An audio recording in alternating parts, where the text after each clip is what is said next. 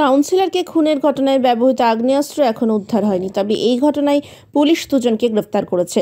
ধৃতরা হলো মালদার ইংলিশ বাজারের যদুপুরের গাবগাছির বাসিন্দা টিঙ্কু ঘোষ এবং বিহারের কাটিহারের আজমনগর থানার কানহারিয়ার এলাকার বাসিন্দা শামী আক্তার।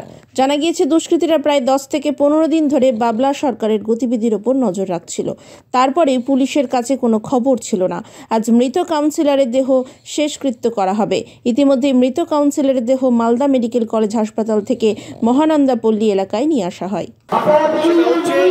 যেটা জানা যাচ্ছে 10 লক্ষ টাকা ডিল করা হচ্ছে, বিহারের যোগ রয়েছে। পুলিশ প্রশাসনের বিরুদ্ধে ক্ষোভ উগড়ে দিচ্ছে। কোথায় ডিআইবি, কোথায় ইন্টেলিজেন্স? বিহারের লোক আসছে, চাচলে বিহার থেকে লোক এসে দুষ্কৃতীরা, আপনি দেখেছেন সেখানে দুষ্কৃতীরা তাণ্ডব চালিয়েছে সোনার দোকানে। বারবার বিহারের যোগ। পুলিশের গোয়েন্দারা কি করছে? আমরা একেবারে একমত যে বাবলাদা আমাদের দলীয় নেতা ছিলেন, গুরুত্বপূর্ণ নেতৃত্ব ছিলেন, দলের বর্তমান সহসভাপতি কাউন্সিলর ছিলেন। তাকে এভাবে মরতে হবে আমরা কেউ ভাবতেও পারিনি কোনো দিন।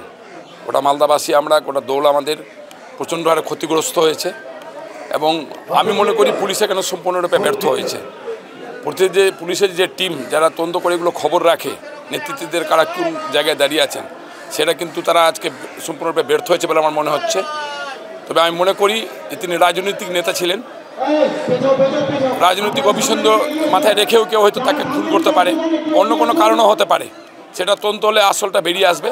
আমরা চাইছি আসলটা বেরিয়ে আসুক এবং তাকে দৃষ্টান্তমূলক শাস্তির ব্যবস্থা হোক।